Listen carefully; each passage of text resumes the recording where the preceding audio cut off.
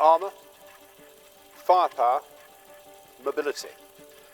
This is what we call the iron triangle, the essential components of the tank.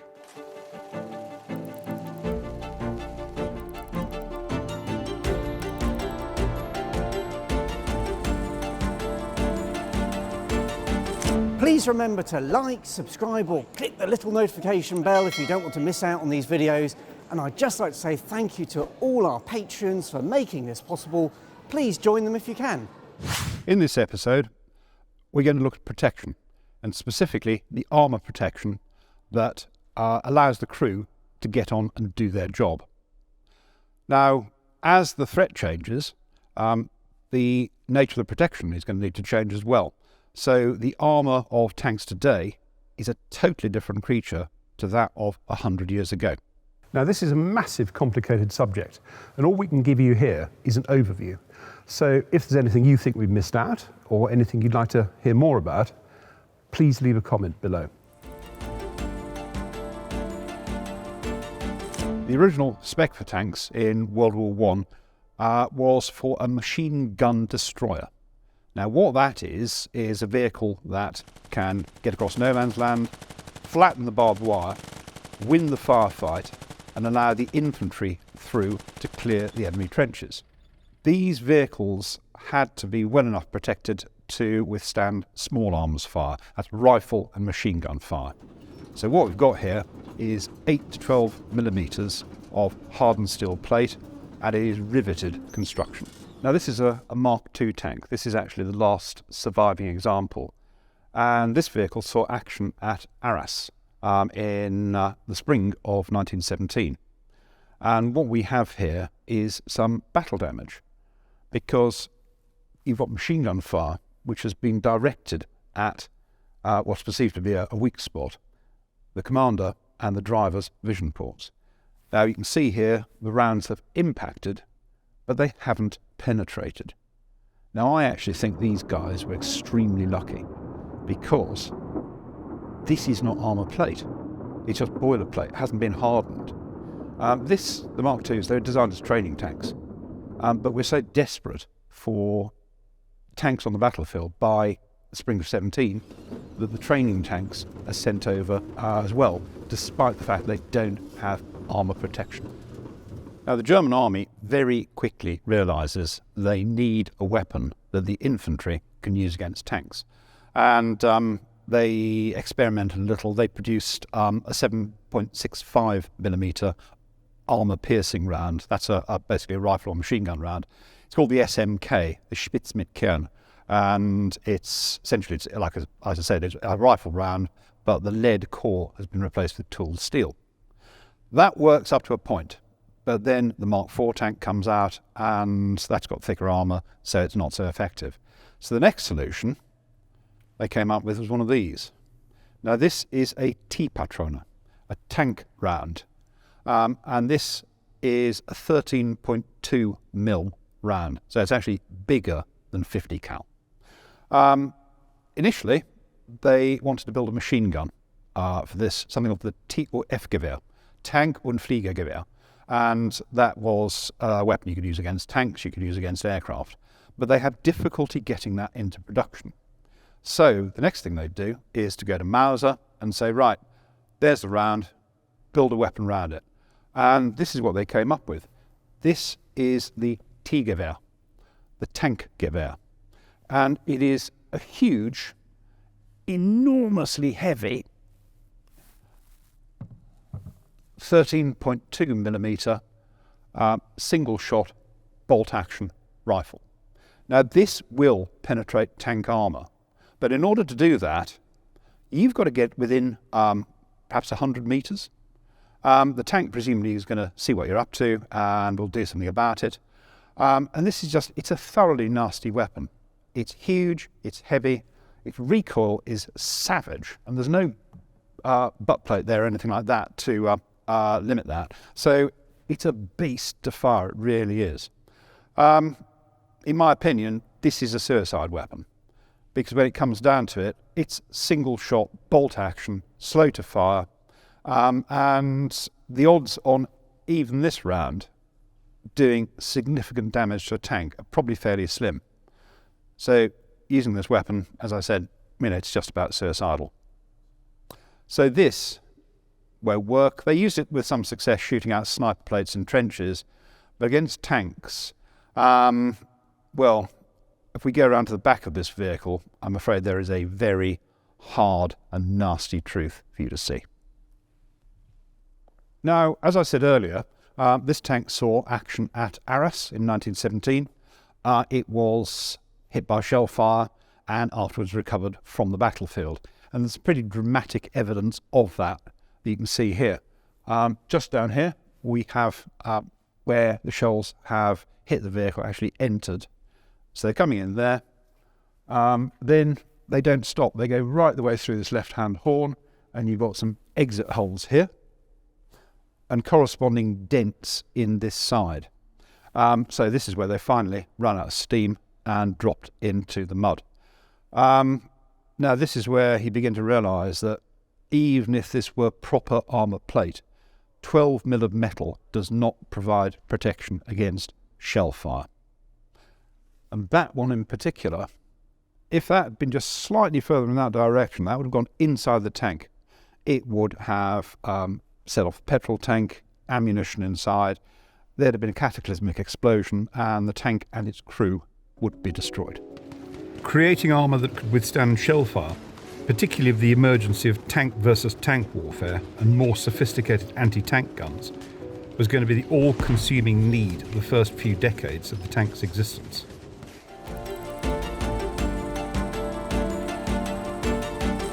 As we move into the interwar period, tanks are changing. They are becoming faster, more mobile. We're getting traversable turrets.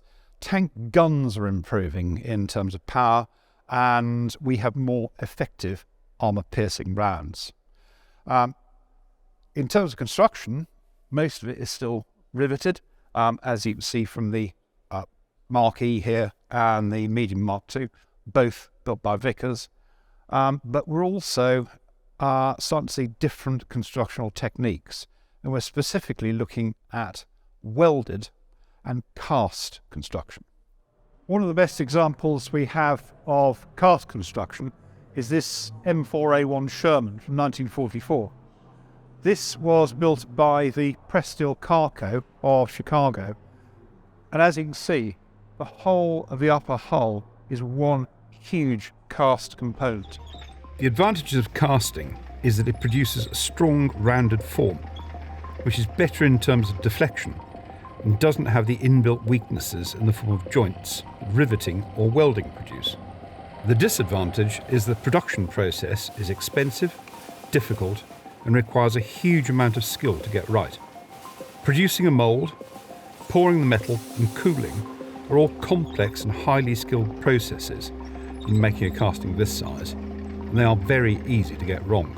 The process is also slow, which is a real problem in wartime when production needs to be ramped up. Now, the alternative to casting is welding. And here we've got a really good example on the Sherman Crab. Welding as a constructional technique was pioneered by a Swedish company called Landsverk in the 1920s. And they produced a range of mainly light tanks and armoured cars. Welding has got the advantage. It's still quite a complex process, but it's a little bit simpler and it's certainly quicker than trying to produce huge cast components. And if you take the Sherman as an example, 8 out of 12 marks of Sherman have welded as opposed to cast hulls. Although there's another 2 that combine both techniques, because the M4 Composite and the M4A6 have cast components at the front of the hull, and then the rest of it is welded. With armour, there are a whole heap of complex variables that you really ought to consider. The quality and composition of the armour, which can vary quite a bit, especially in wartime, and whether it's face hardened or rolled homogeneous. But we're getting into quite deep waters here, and I think we'd better save that for another time. The other big consideration with armour is weight. Steel is obviously heavy, and to keep the weight down, you need to concentrate the protection where it's needed. the front and the turret, where incoming fire is most likely to hit. Looking at the basic M4 Sherman, the front of the turret is 76mm thick, and the glacis is 51mm, down to 12mm underneath the hull.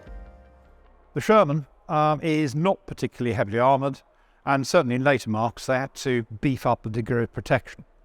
But even the basic gun tank, and I know this one is a flail, even the basic Sherman gun tank weighs around about 28 tonnes. Weight is obviously a major thing when you start looking at tanks as heavy or heavier than the Tiger.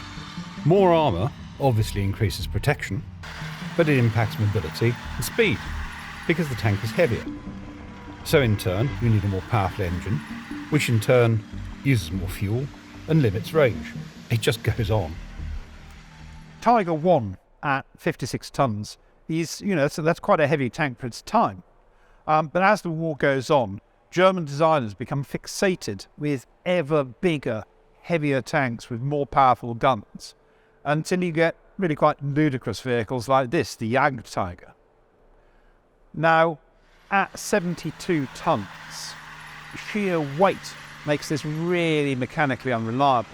And if it breaks down, it can't be recovered, it's just too heavy. So they had to use demolition charges to blow these things up in situ. On vehicles where the armour protection wasn't that good, engineers and sometimes the tank crews themselves would add material to try and improve it. It's a process we call up-armouring.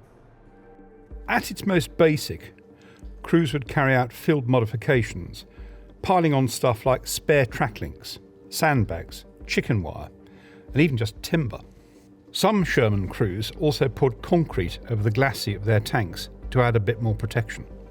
There's not much evidence that stuff like this worked, although it boosted crew morale, but some officially sanctioned up-armouring was certainly more effective. Here on the Tank Museum's Panzer I, you can see two large slabs of armour being added on the front of the vehicle and on the glacis.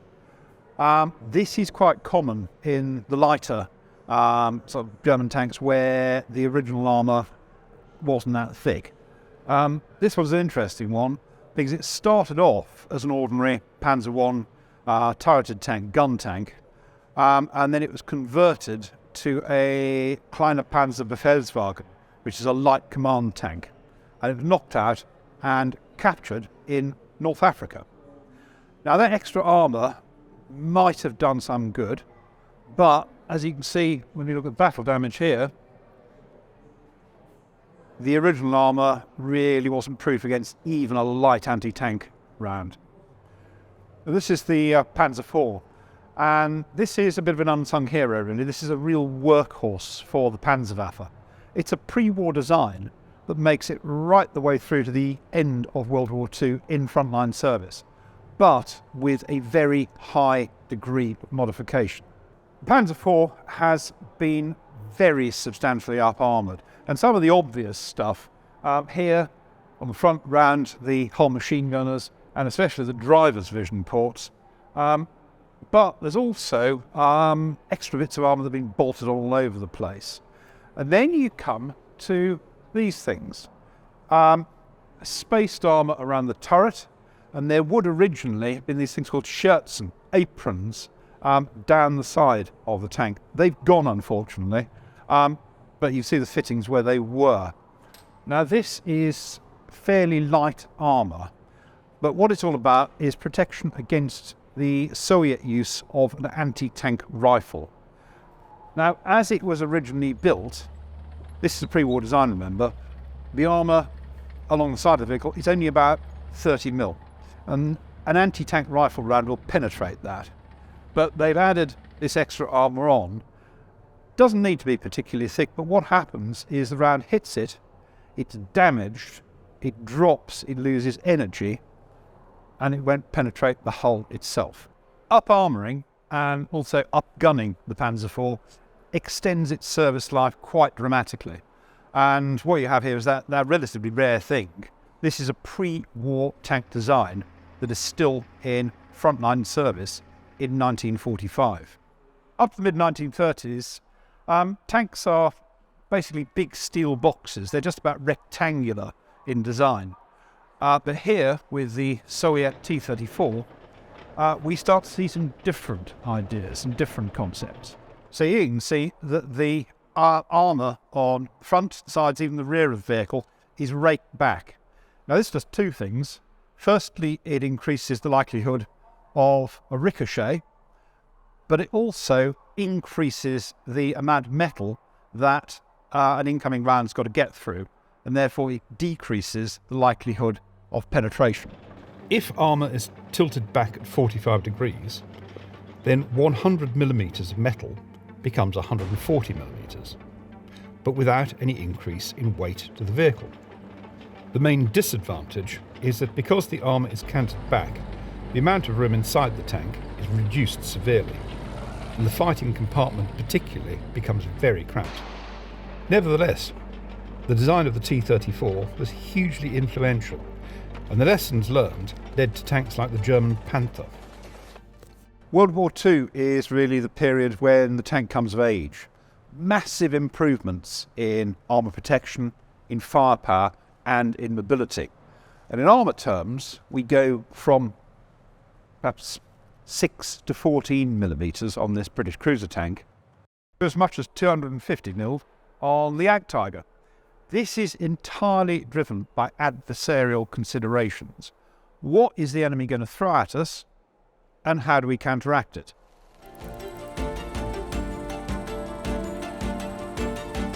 After World War II, with the onset of the Cold War, old arguments reignite about what is the best combination: firepower versus mobility versus protection. The Cold War is the era of the MBT, the main battle tank. But here you've actually got different approaches. Now there are some NATO designers, like the guys who produced the French AMX and DIS, which is the West German Leopard 1.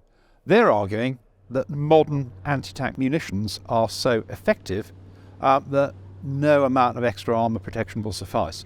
You've got to rely on speed and mobility. So that's a lighter, faster tank. The British approach, though, is the opposite.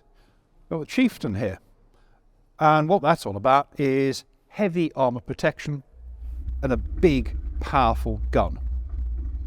But it does begin to impinge on people that no amount of extra armour is really going to suffice. We've got to think of higher tech solutions. And we are gradually edging towards what we today call composite armour.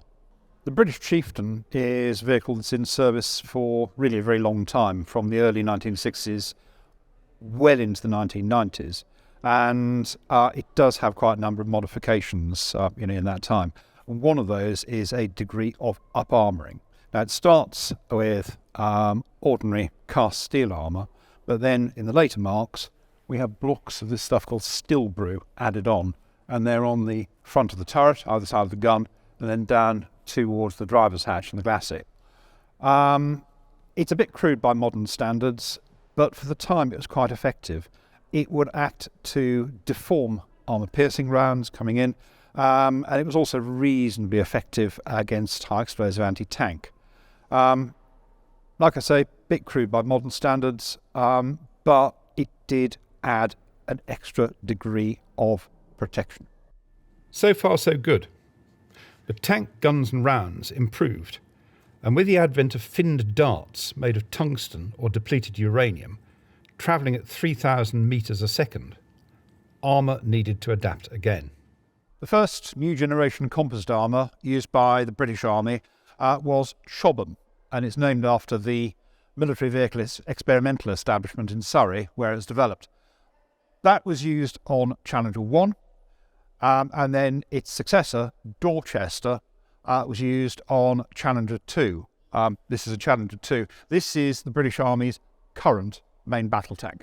This type of armour is a high-tech sandwich of different materials: steel, ceramic tiles, complex polymers, all bonded together.